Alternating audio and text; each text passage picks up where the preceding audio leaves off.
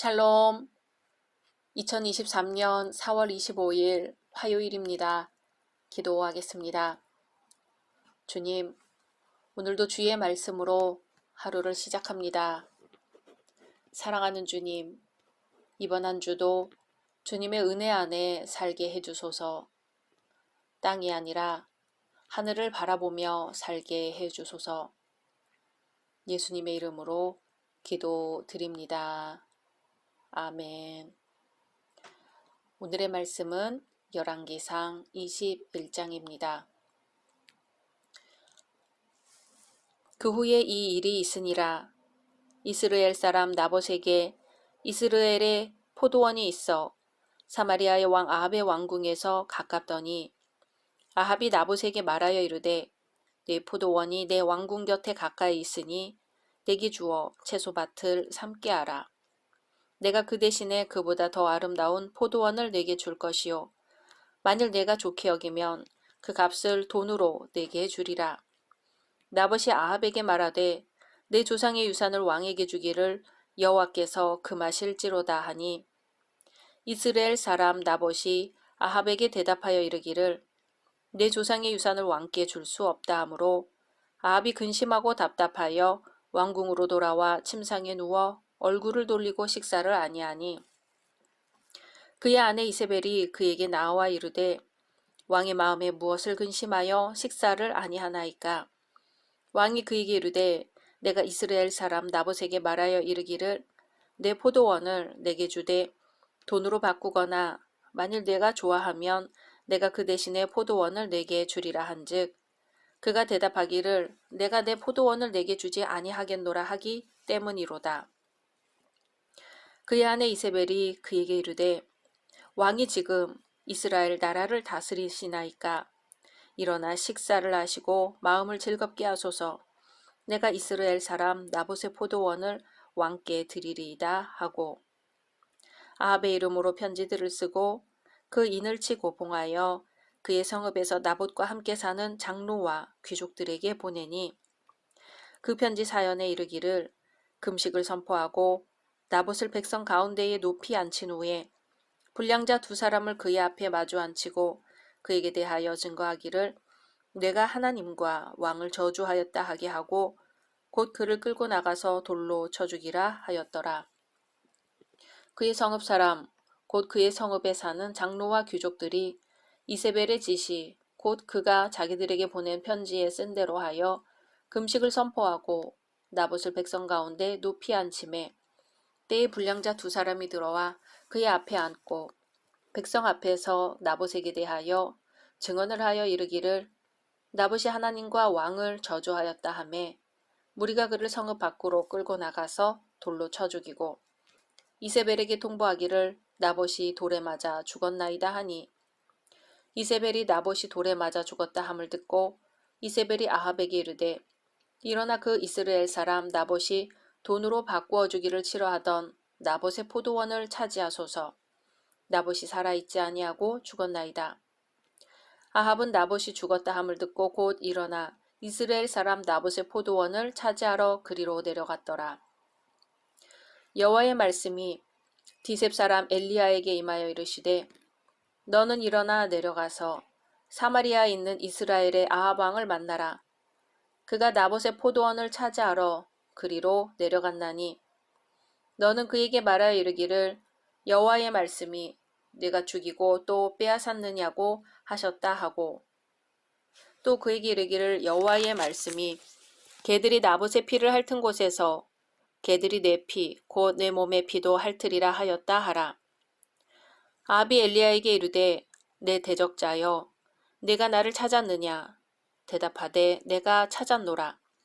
내가 내 자신을 팔아 여호와 보시기에 악을 행하였으므로 여호와의 말씀이 내가 재앙을 내게 내려 너를 쓸어버리되 내게 속한 남자는 이스라엘 가운데에 매인자나 노인자를 다 멸할 것이요 또 내 집이 느밧의 아들 여로보암의 집처럼 되게 하고 아히야의 아들 바하사의 집처럼 되게 하리니 이는 내가 나를 노하게 하고 이스라엘이 범죄하게 한 까닭이니라 하셨고 이세벨에게 대하여도 여호와께서 말씀하여 이르시되 개들이 이스라엘 성읍 곁에서 이세벨을 먹을지라. 아합에게 속한 자로서 성읍에서 죽은 자는 개들이 먹고 들에서 죽은 자는 공중의 새가 먹으리라고 하셨느니라 하니 예로부터 아합과 같이 그 자신을 팔아 여호와 앞에서 악을 행한 자가 없음은 그를 그의 아내 이세벨이 충동하였음이라. 그가 여호와께서 이스라엘 자손 앞에서 쫓아내신 아모리 사람의 모든 행함같이 우상에게 복종하여 심히 가증하게 행하였더라. 아합이 이 모든 말씀을 들을 때에 그의 옷을 찢고 굵은 배로 몸을 동이고 금식하고 굵은 배에 누우며 또 풀이 죽어 다니더라. 여호와의 말씀이 디셉 사람 엘리야에게 임하여 이르시되 아합이 내 앞에서 겸비함을 내가 보느냐. 그가 내 앞에서 겸비함으로 내가 재앙을 저의 시대에는 내리지 아니하고 그 아들의 시대에야 그의 집에 재앙을 내리리라 하셨더라. 아멘. 아합의 시대는 한마디로 여호와 하나님을 떠난 시대라 할 수 있습니다. 18장의 갈멜 산상의 투쟁이 주로 타락한 종교적인 면에 관한 것이었다면 오늘 말씀의 나봇 포도원 사건은 사회적인 면에 관련된다 하겠습니다. 1절에서 16절은 아합이 아내 이세벨의 책략에 힘입어 나봇의 포도원을 탈취하는 장면입니다. 아합에게 근심이 생겼습니다. 궁전 가까이 있는 나봇의 포도원에 눈독을 들였지요. 어느 날 모든 계획을 다 세워놓고는 나봇을 불러서 점잖게 그 땅을 팔든지 아니면 다른 땅과 바꾸든지 할 것을 종용합니다. 사실 말이 제안이지 실상은 협박이었습니다. 아합 왕은 나봇을 겁주고 그 땅을 차지하는 것은 식은 죽 먹기라고 생각했지요. 왕이 목소리만 높여도 벌벌 떨며 허락할 줄 알았습니다. 그런데 아합은 자신의 생각과는 다르게 거절당합니다.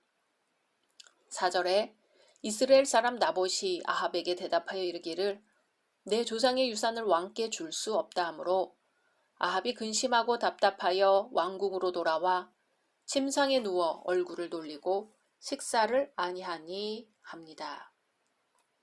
아합은 근심하기 시작합니다. 몹시 불쾌합니다. 나봇이 아주 괘씸하다는 생각이 듭니다. 왕궁에 돌아와 아이들이 투정하듯 이불을 뒤집어 쓰고 누워서 밥도 먹지 않고 근심합니다.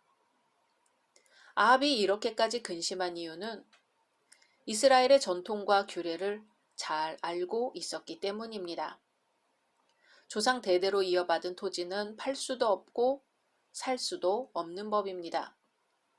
그러나 부득불 팔아야 할 때는 가장 가까운 형제부터 시작해서 친족에 한해서 팔 수 있고 또한 살 수가 있는 법입니다. 이제 왕이 이불을 뒤집어 쓰고 누웠다는 소식을 왕후 이세벨이 들었습니다. 이에 이세벨은 5절에 왕의 마음에 무엇을 근심하여 식사를 아니하나이까 하고 묻습니다. 아합은 솔직하게 말합니다. 나봇에게 포도원을 팔든지 다른 땅과 바꾸든지 하라고 했으나 거절당했다고요. 이세벨이 기가 막혀 합니다. 세상의 일국의 군왕이 일개 농부의 포도원 하나 때문에 이불을 뒤집어 쓰고 누웠다는 것은 왕후에게도 치욕이 되는 것입니다. 이세벨의 친정 나라인 시돈은 절대 왕권 체제이기 때문에 포도원 하나쯤 빼앗는 것은 문제도 되지 않았습니다. 이제 이세벨은 나봇의 포도원을 빼앗기 위한 간교한 작업에 돌입합니다. 예나 지금이나 부패한 권력 앞에는 엄청난 부정이 있고 피해 입는 국민들이 있습니다.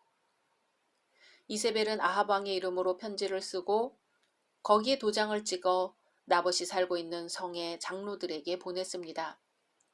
그 편지에는 사건을 조작하여 나봇을 죽이라는 내용이 들어 있었습니다. 그 조작 내용은 백성들을 모아놓고 그 가운데 나봇을 높이 앉혀놓고 비류 2사람을 증인으로 채택하여 나봇이 하나님과 왕을 저주하였다고 증거하게 하고 돌로 쳐 죽이라는 것이었습니다.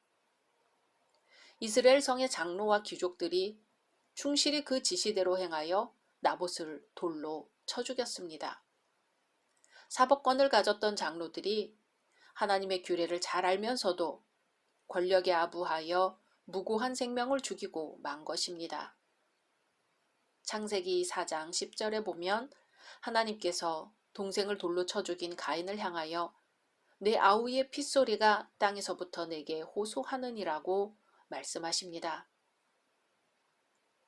이스라엘의 율법에 따르면 무고한 사람의 피를 흘리게 한 자는 반드시 그 핏값을 치러야 합니다.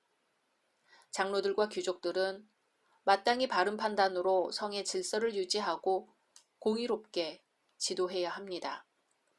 그러나 모두 권력의 종이 되어 무고한 생명을 빼앗고 피를 흘리게 했습니다.